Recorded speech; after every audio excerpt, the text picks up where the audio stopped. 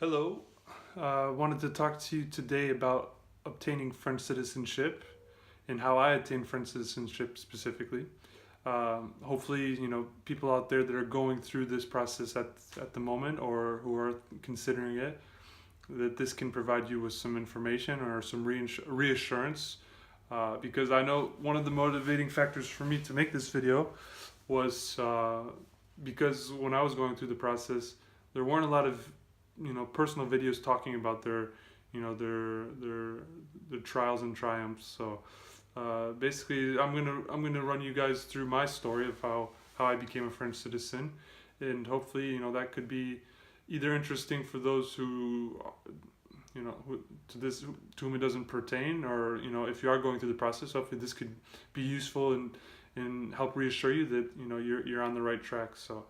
So to get started, I am from the U.S. I'm originally an American citizen. I am still today. That will never change. Um, and basically, I have a passion for languages.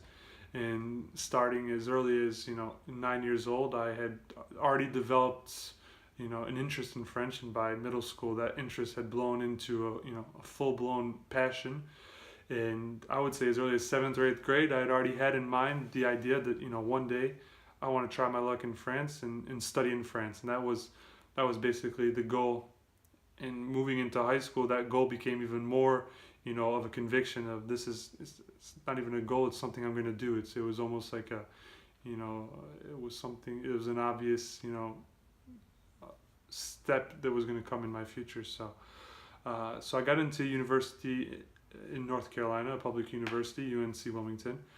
And actually, I'd chosen this school specifically because during a student, a college fair that me and my dad attended, at the end they had a lot of stands in one of the auditoriums, and in one of the stands, a guy from the business school was representing a program that was a dual degree program. And in my case, one of the partner schools was a French business school in the south of France in Marseille. Uh, and basically, what it entailed was doing 2 years of coursework at the home institution, in my case, UNC Wilmington, and then 2 years in the partner institution, in my case, Marseille, France, at Kedge Business School. At the time, it was Euromed, but today it's been changed into to Kedge Business School. And when I found that program, I said to my dad, this, and eventually my mom, when we got home, I said, this is the school for me. It's obvious that this is the program. This program was made for someone like me. I'm going to UNC Wilmington, and I'm going to do this program. So I had already applied to Wilmington and hadn't heard back yet. But as soon as I did, I made an appointment to meet with the director of this program, and before I even stepped foot as a college student on campus, I was already had the ball rolling with enrolling into this program and whatnot. So I was quite eager, and I think she was impressed. Dr. Porterfield was her name. I think she was quite impressed with with my proactiveness and my eagerness to get underway with this program. And this was basically, she was one of the head people behind the creation of this partnership with several different business schools around the world. I think there was at least 7 initially, and that's grown over the years. It still exists today. It's called the TABSA program. So that was basically the beginning of me getting to France, because when I did complete my 2 years of coursework in UNC Wilmington, and I did get my official acceptance letter, which was more of a formality, into the partner school. I used that to create my file that I needed to send to the French consulate in Atlanta. Atlanta was the consulate of the Southeast region, which I was in North Carolina, so I was belonging to the Southeast region. And that was basically a formality to get my student visa, which would allow me to enter into France, and upon entry, apply for my resident, my student resident permit to be legally studying in France. And I arrived in France on August 2012, and started courses, in September. And after 3 semesters of coursework, the fourth semester, so the end of my second year there, everyone in my program had to do a 6 month internship, an obligatory internship, as well as a 30-page thesis paper, we can call it. So I did my internship for a real estate company based in Marseille, which went phenomenally well. So much to the point that they were willing to offer me a full-time contract. And just to preface that by saying that when I arrived in France, I knew that I wanted to try my luck, not only studying there, but upon obtaining my diploma. And this was a dual degree program, so I would have a diploma from UNC Wilmington and from Kedge Business School, which I did. I successfully completed and got a degree from both institutions. So I had known arriving in August 2012 that I would like to try and work a little bit in France too, because obviously with a French degree, that's you have better opportunities to try and work in France, which can be quite difficult for foreigners. So when they offered me a full-time position, I was ecstatic. I said yes. I was dating my current girlfriend and fiance for a year already, because we had met right after that first year I arrived in France. So I wanted to continue dating her, and I wanted to work in France, and so that was the beginning of transitioning from a student in France, a foreign student, to a foreign worker. And basically when that time came, you submit your file for what's called a changement de statut, and basically that's changing of your status, in my case from student to worker, which can be quite difficult because there are a lot of foreign students in France. Not all of them want to continue working and to change their status from student to salary worker post studies, but some of them do. And I would say that sum represents a pretty big number, and so it's pretty tough, because the French government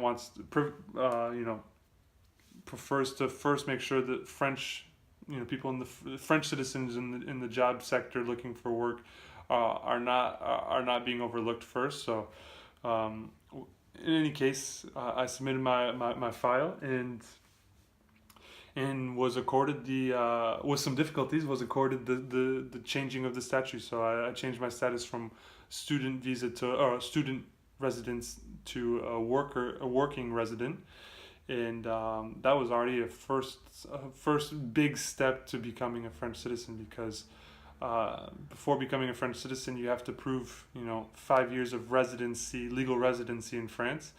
And unless I wanted to study for 6 years, 5 or 6 years, which is not realistic because you don't make money, obviously, or not enough to support yourself. And on top of that, one of the requirements of becoming a French citizen is that you do have your own means to support yourself financially. So obviously, if you're a student, you're going to have really tough luck unless you're really a special talent, or are making money because you're doing a PhD program, or medical residency program where you're getting paid a salary even though you're still technically a student completing your program. So it was important to become a worker, and basically to continue working until I reached the minimum amount of years necessary to apply. And it was at that time when I, after 2 years being in France and receiving the contract, that I decided, maybe becoming a French citizen is, realistic and a good goal to shoot for. So after 4 years in France, I decided, so this was in August 2016. Why 4 years? Normally it's 5 years you have to live in France, but for me, if you get a degree from a French institute, a higher education, that 5 year minimum is reduced to 2 years. So after 4 years, I had largely met that 2 year minimum requirement, and so I decided, okay, I'm going to get serious. I'm going to put all of my papers together and send in my file to the prefecture as quickly as possible. And from August 2016, I went home that summer for a couple of weeks, started getting some of the paperwork ready, came back in Christmas and did my fingerprints for my FBI background check and whatnot. And the biggest challenge with getting the papers was actually the time limit, because when you send your file in, all of the papers within that, all the official documents, they must not be older than 3 months uh, prior to the sending of the documents. So if they're dated, if it was signed 4 months before you sent it, that paper wouldn't be good. It had to be 3 months or earlier. So it was tough getting all the papers signed within that 3 month period before sending. Was the biggest trick, because even after receiving especially the U.S. papers, even after receiving them, I then had to get them formally translated by a court elected translator that you can find in in a list online. So it's a short list, and obviously they have quite a bit of work to do. So to have them do it efficiently, quickly, that was a big challenge. But I did find a lady in Nice, and she was great. She did it quite quick. Okay, I'm gonna try that again. Sorry about that. I got cut off because of some storage issues with my phone. So I'm gonna try and speed it up because I've already taken a bit of time. So basically, yeah. So I left off with the official translator. So yeah, it was a bit of a challenge getting all those documents signed within 3 months leading up to the sending off of my dossier. So that was a challenge, but I was able to overcome that on February 1st or 2nd of 2017. I sent my file in the mail,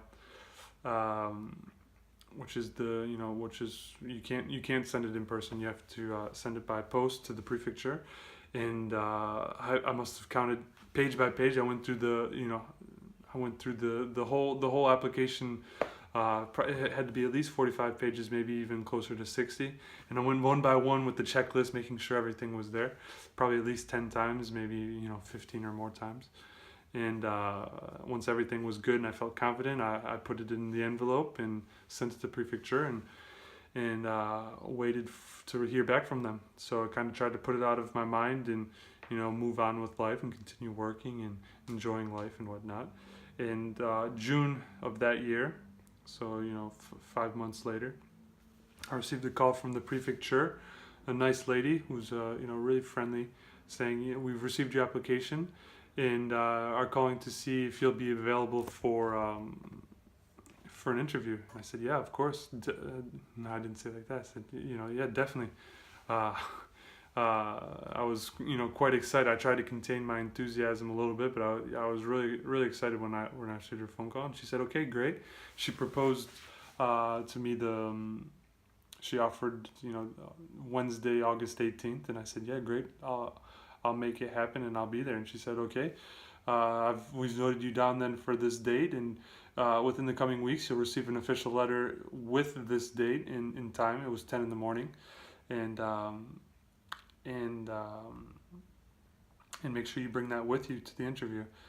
And so leading up to that interview, I had a month and a half.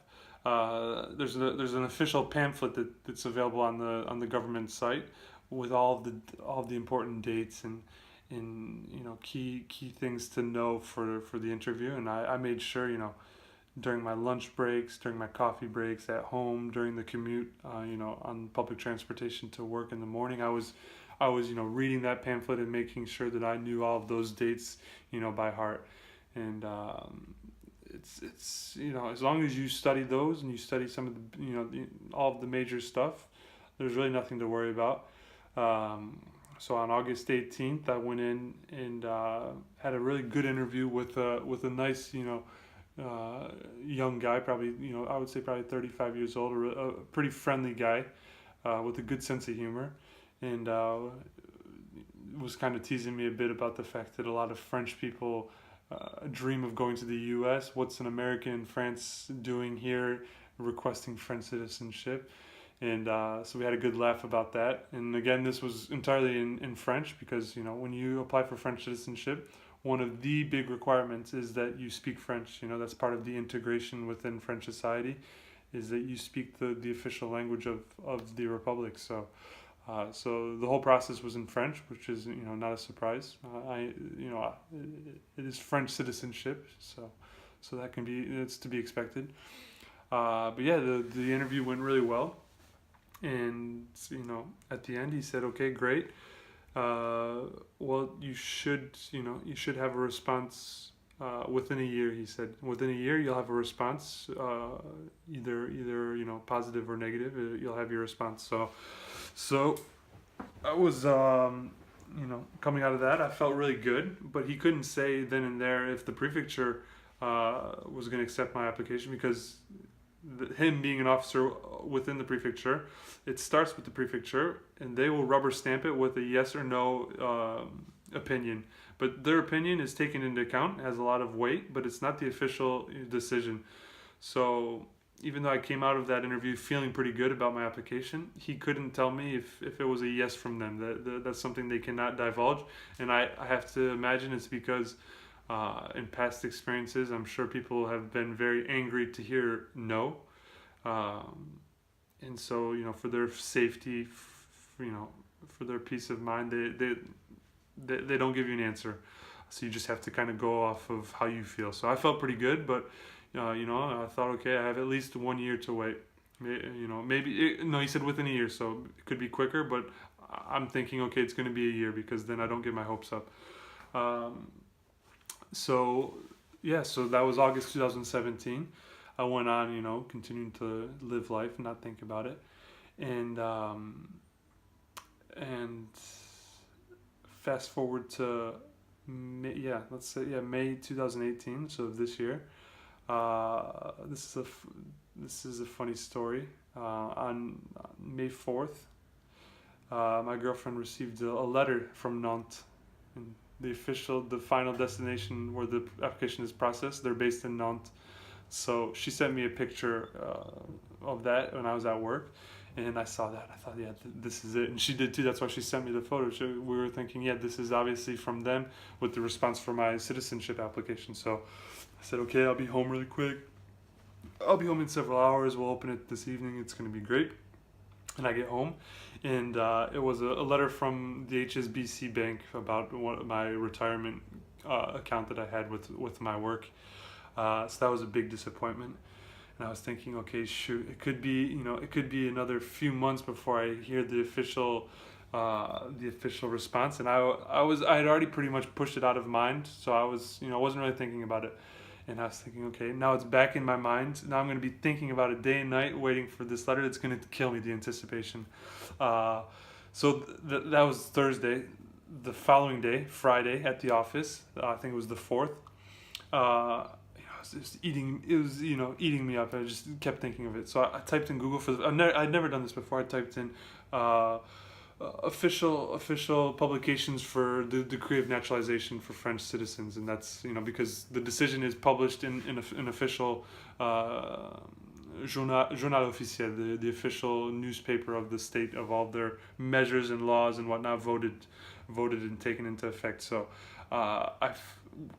upon searching for that, I came across a third-party website that basically centralizes every official publication that contains the most recent decrees of naturalization. And coincidentally enough, they had a date for May 4th, which was Friday, May 4th. So I'm thinking, okay.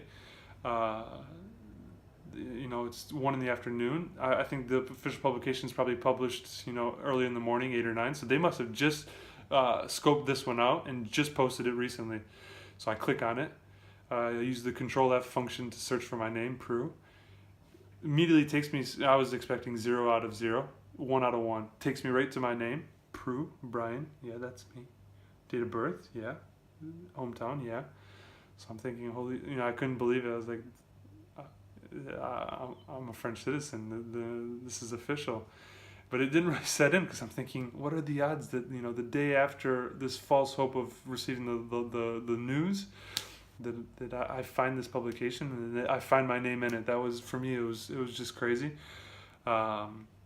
Immediately called my girlfriend and told her the great news. I downloaded the PDF, because the official newspaper is now digital, so you can download the PDF and have a direct copy. So I downloaded it, and I actually didn't receive the actual letter that we normally, how you're informed is by receiving the letter. I didn't receive the letter until 6 weeks later, so they took a while to get the official news out to people.